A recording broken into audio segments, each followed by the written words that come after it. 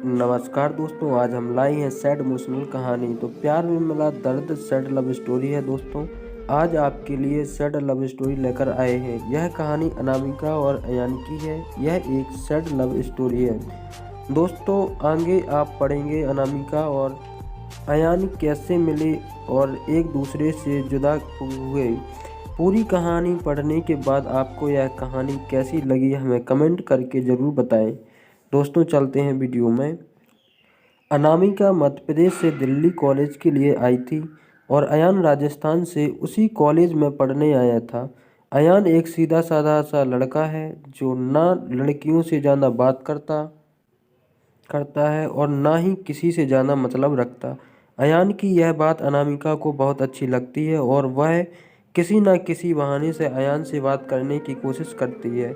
अनामिका दिखने में क्यूट लगती है। कुछ ही समय में अयान और अनामिका की दोस्ती हो जाती है। अयान धीरे धीरे अनामिका को पसंद करने लगता है। दोनों दिन भर कॉलेज में बातें करते, अपने हर लाइक डिसलाइक को शेयर करते और कुछ समय में बहुत अच्छे दोस्त बन जाते हैं। अयान की लाइफ में पहले कभी कोई लड़की आई नहीं थी, जबकि अनामिका के पहले दोस्त थे और वह सबसे बात करती है। अयान को यह पसंद नहीं था। एक दिन बातों ही बातों में अयान अनामिका को अपने दिल की बात बता देता है। अनामिका उससे एक दिन का वक्त मांगती है और कहती है, मैं कल तुम्हें इसका जवाब दूंगी। इतना बोलकर अनामिका सोचती, जब अयान कॉलेज पढ़ने आया था तब वह सिर्फ पढ़ाई पर ध्यान देता था, पर अब उसका पूरा ध्यान मुझ पर रहता है। अगर मैं इसकी गर्लफ्रेंड बन जाऊंगी तो यह पढ़ाई भूल जाएगा और मुझ में ही लगा रहेगा। यही सब ख्याल अनामिका के मन में होते हैं और उसके दूसरे दिन अनामिका अयान को मना कर देती है और कहती है, मैं तो तुम्हें बस अपना दोस्त समझती हूँ, इससे ज़्यादा कुछ नहीं। इतना बोलकर अनामिका ने बहुत कुछ सोचा उसके बारे में। मैं यहाँ पढ़ने आई हूँ और कुछ करने नहीं।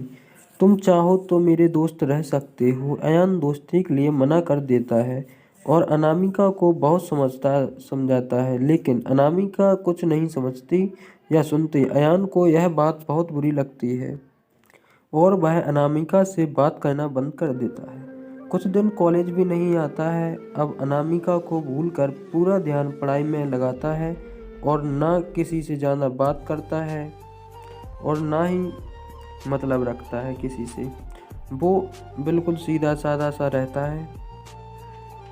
देखते देखते कॉलेज बीत जाता है और सब अलग अलग हो जाते हैं। अयान कॉलेज में टॉप कर जाता है और सबसे पहले नौकरी पा लेता है। 2-3 साल बीत जाने के बाद अयान को अनामिका का पता रहता है और ना ही अनामिका को अयान का कुछ पता रहता है। अयान अपनी कंपनी छोड़कर एक नई कंपनी में ज्वाइन करता है, जिसमें उसकी पोस्ट पहले से बहुत अच्छी और पगार दुगनी रहती है। जब अयान पहले दिन ऑफिस जाता है तो उसे पता चलता है अनामिका इस ऑफिस में उसकी जूनियर है। वह उस पर बिल्कुल भी ध्यान नहीं देता है और काम में ही लगा रहता है। कुछ दिनों ऐसा ही चलता है, पर दोनों एक दूसरे को पहले से जानते थे और एक दिन दोनों को एक प्रोजेक्ट के लिए साथ में बाहर जाना पड़ता है। प्रोजेक्ट के बाद न चाहते हुए भी अयान और अनामिका की बात होने लगती है। अनामिका अयान को समझाती है, आखिर उसने उसको मना क्यों किया था।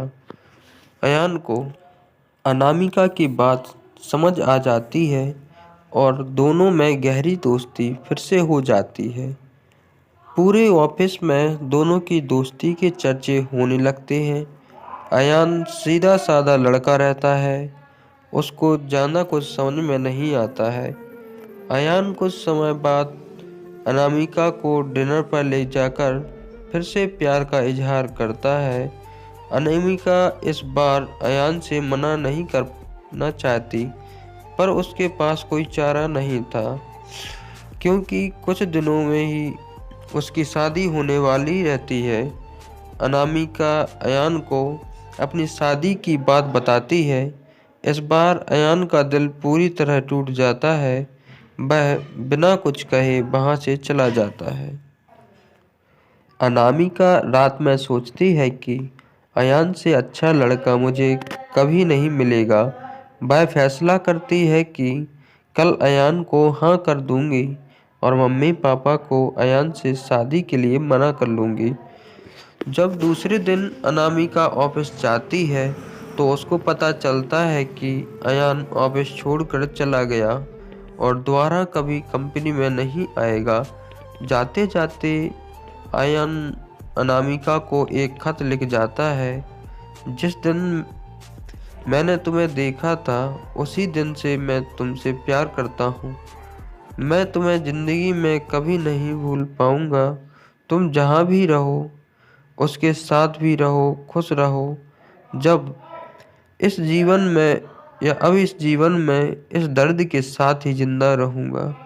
मैंने हमेशा तुमसे प्यार किया है और केवल प्यार किया है। तुम मेरी ज़िंदगी में आने वाली पहली और आखिरी लड़की हो। अब न मेरी ज़िंदगी में कोई आएगा और ना मैं किसी को आने दूंगा। मैं बस अब तुम्हारी यादों में रहूँगा। आज के बाद पूरी ज़िंदगी में तुम्हें कभी अपनी शक्ल नहीं दिखाऊंगा। बस भगवान से यही दुआ करता हूँ तुम जहाँ भी रहो खुश रहो और शादी के लिए बहुत बहुत शुभकामनाएं। अनामिका अयान को खोजने की बहुत कोशिश करती है पर कई साल के बाद भी उसको अयान नहीं मिलता और वह अपनी माँ बाप की पसंद के लड़के से शादी कर लेती है।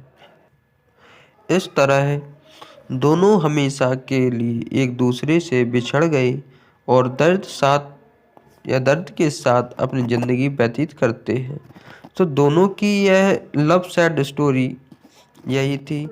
तो दोस्तों आपको हमारी सैड लव स्टोरी कैसी लगी हमें कमेंट करके ज़रूर बताएं और ऐसी ही वीडियो हम लाते रहते हैं।